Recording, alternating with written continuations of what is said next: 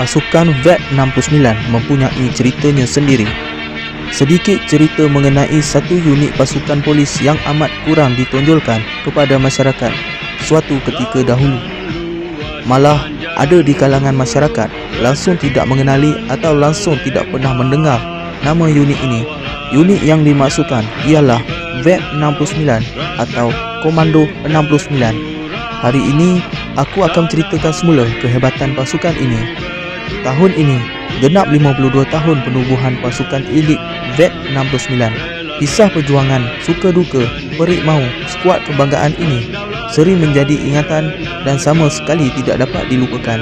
Terlalu banyak kenangan yang tidak boleh dibiarkan kerana satu ketika dulu nama VET-69 yang ditubuhkan pada 23 Oktober 1969 cukup ditakuti oleh komunis.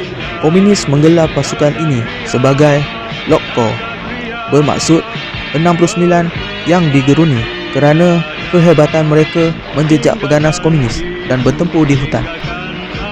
Mereka juga mempunyai pasukan risikan, mendapatkan maklumat mengenai pasukan keselamatan yang memburu mereka. Menariknya, bagi pasukan VET-69, mereka sentiasa diajar supaya berfikir bagaimana menjadi anggota komunis, bagaimana bertindak melarikan diri dan mendapatkan maklumat kerana melalui pendekatan itulah lebih mudah mereka menjejak pengganas. Mereka mempunyai kelebihan dan lebih bijak mengatur gerak sekaligus menggerunkan pengganas kerana gerak langkah mereka adalah hampir sama. Yang pasti, kumpulan awal penubuhan VET-69 dianggap pelopor kejayaan pasukan mereka. Seorang pemimpin VET-69 yang dianggap pakar taktikal dan cukup digeruni oleh pengganas komunis ialah Allahyarham Assistant Superintendent Muhammad Zabri Abdul Hamid yang dianggap perwira paling dikenang dalam pasukan elit berkenaan. Beliau terkorban akibat terkena jerangkak sama selepas pasukannya memenangi satu pertempuran di Hulu Perak pada 1975. Dan sebagai tanda memperingati jasanya, sebuah kem latihan komando 69 PGK di Tasik Banding, Grid Perak dinamakan sebagai Kem Zabri.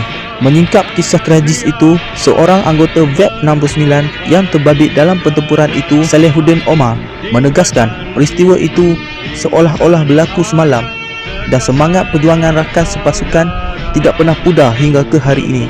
Namun, mereka tidak dapat menyembunyikan perasaan sedih ketika Zabri yang digelar bos oleh anak buahnya. Zabri menghembuskan nafasnya yang terakhir. Semuanya menitiskan air mata kerana kehilangan pemimpin yang disayangi.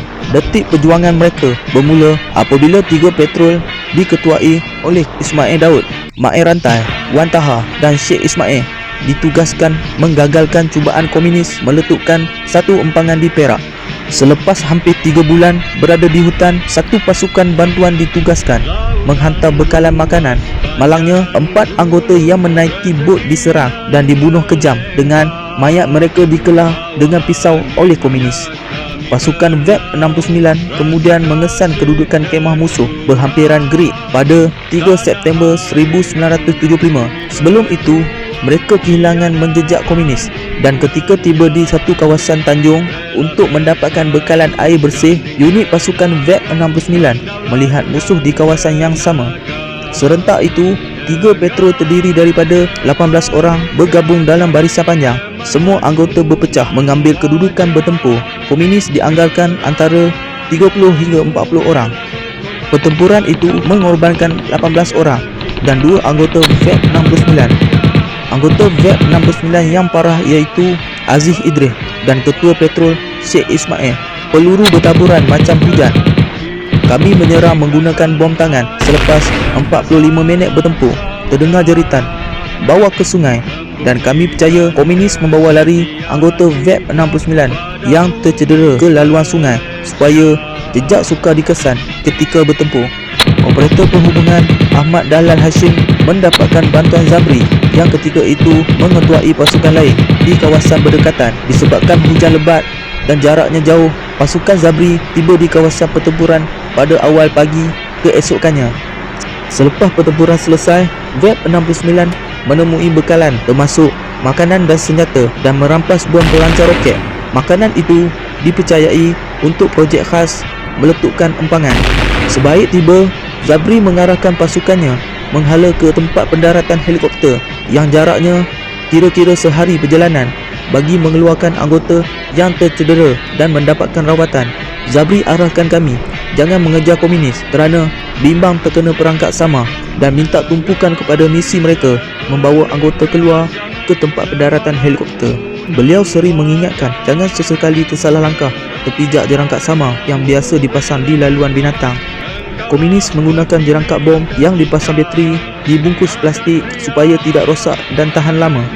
Malangnya, ketika dalam perjalanan, Zabri sendiri yang terkena perangkap bom.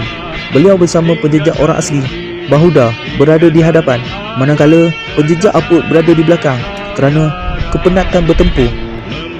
Ketika melintasi kawasan sungai, mungkin Zabri terlupa dan memang ajalnya sudah tiba. Beliau terpijak akar kayu yang dipasang perangkap bom. Letupan kuat berlaku dan saya terdengar mak air rantai jerit. Habislah, bos dah kena. Bos putus kaki kanan tetapi masih sedarkan diri. Darah banyak mengalir. Walaupun kesakitan, beliau tetap semangat. Masih fikirkan pasal berjuang. Naikkan semangat anak buah supaya tidak mudah menyerah. Mereka membuat keputusan melalui laluan yang lain kerana mereka percaya komunis akan menunggu di mana-mana tempat dan akan menyerang ketika dalam jalanan. Zabri dibawa keluar menggunakan pengusung dan pakar perubatan pasukan ialah Abdul Rahman Sabding merawatnya sepanjang perjalanan.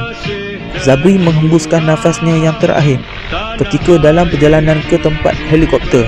Semua anggota kaku dan menangis, tidak tertahan melihat ketua yang dedikasi bersemangat kental meninggalkan kami. Hingga sekarang kami akan kenang kejadian itu. Ketika tiba di tempat pendaratan helikopter, mereka mendapat bantuan daripada Regimen Gerak Khas dari Komando Tentera Darat Malaysia dan Pasukan Tentera Udara Diraja Malaysia. Mereka membuat serangan udara di tempat yang disyaki adanya pengganas komunis. Anggota keselamatan yang berada di dalam hutan dikumpulkan di tempat yang selamat dan serangan udara berlaku 2 jam tanpa henti.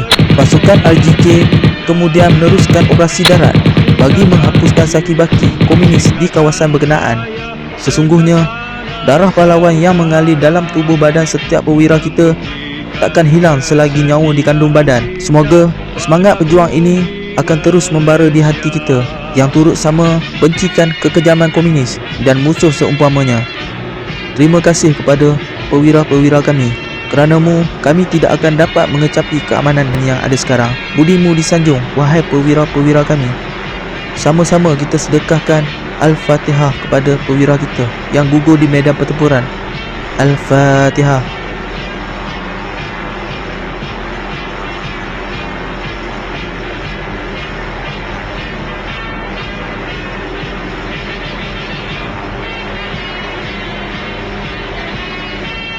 Untuk korang yang baru di channel aku, sila tekan butang subscribe dan loceng untuk notification bila kami ada keluarkan video-video baru.